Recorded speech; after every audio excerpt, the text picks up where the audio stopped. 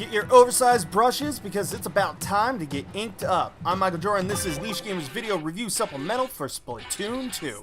Splatoon 2 is one of the most visually impressive games that has come out on the Switch to date.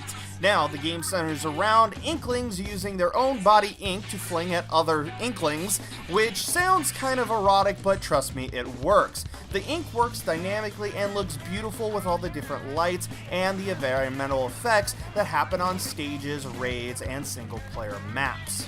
Splatoon 2 keeps its refreshing art style and character design from the original. This is always a breath of fresh air to see and really allows Nintendo to try something different outside of their typical Zelda or Mario design focuses. Visually, Splatoon 2 is also an upgraded version of Splatoon in more ways than one. Culture, design choices, and the integration between West and Japanese design principles is very much prevalent, and it's a very refreshing style to see. This allows for a great selection of clothing and design choices to customize your character and to utilize within the world. Level design in both single and multiplayer are both visually appealing. Single player also stands out a little bit more because of the way that they've changed it to add more possibilities for secrets and exploration. You also have the ability to use any weapon after you beat the level once, which gives it a whole different feel depending on the way that you want to play the map. Nintendo took a lot of time to balance out the multiplayer stages as well to not only make them visually appealing, but design them in a way that would eliminate most choke points so that the game continues to flow, at least in Turf War. It gets a little bit dicey when you move on to different modes such as Rank Match and League, and it would have been nice if they put that much care into the raid mode, which is called Salmon Run, because there is only one map, and that map becomes a little boring after you play it for a long time. But don't worry, Nintendo actually locks it to certain times that you can play it, but we'll go over that more when we discuss gameplay. Splatoon 2 really improves on the general gameplay and controls, even allowing players to go without motion controls. And, in my opinion, I don't think Splatoon should have ever used motion controls in the first place, and it always felt like a gimmick. I know that was one reason many players held back from the original, and it's a real shame because it was quite the gem. As stated before, Turf War is going to get the brunt of the balancing when it comes to doing level design. A lot of the other modes kind of feel tacked on because of the way that they're implemented into existing maps. Combine this with the fact that if you're in a ranked match, you're going to have to make at least B- rank to even access League play, which is realistically based solely on luck, because you're going to be paired up with complete strangers. Splatoon is not a game that you can win by yourself, and when accessing game modes solely requires the cooperation of people you've never met before and can't communicate with, well, you got a recipe for frustration. Splatoon 2 is a case of the game never doing anything majorly wrong, just little annoying things that could frustrate you and diminish your gameplay experience over time. Some of the little frustrations involved in the gameplay, as stated before, was Salmon Run being locked behind a time wall, rank matches locked behind level 10, and league play being locked behind you getting a B- rank in ranked matches. Now this is frustrating for a whole host of reasons. As stated before, you're going to be relying on complete strangers to get access to all the modes.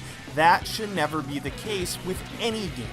Another annoying gripe is the fact that Nintendo cannot develop a proprietary system for voice chat and instead uses the Nintendo app that they have done for the phone. I don't like it, I don't know anybody who likes it, and it was a terrible decision for them to do it. These things keep this game from being a perfect 10. Really terrible design choices. Now, with all those annoyances said, I gotta say that the gameplay is solid and the connectivity has little to no issues. The gameplay is also accentuated by just how well they have balanced all the new weapons as well as the old roster of weapons that you can use to play in the game, giving a real diversity to every match you come across. Splatoon 2, like its predecessor, has a varied and lively soundtrack that helps flesh out the world. It also is a staple of the series now to have this weird, kitschy sort of music that evolves with each level that you come across, as well as with characters you interact with, all holding to one centralized iconic sound. In general, the sound design is done very well, nailing the splashing sounds on the battlefield as it hits your opponents.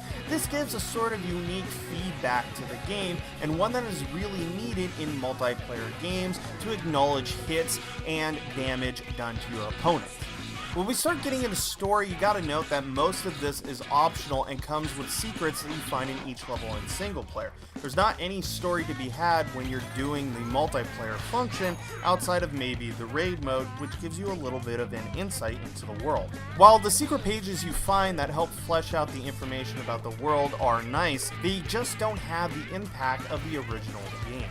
But then again, it's pretty hard to top the fact that when you played the original game, you found out that you're on a post-apocalyptic Earth where the sea rose, killing everything that lived on land, and then eventually leading to the evolution of the Inklings. Outside of the secrets that you will find in the game, Splatoon kind of follows the Mario method of storytelling. X happens, so now you need to do Y so that you can get to place B. Splatoon 2 is a great game and a worthy successor to the original, fixing major issues and bringing better controls, which will definitely put some more legs on the game with the general public, but the tiny irritations from bad design choices on Nintendo's network side will push away the hardcore crowd a little sooner than Nintendo may actually want. Overall, this game is great and worthy of your money.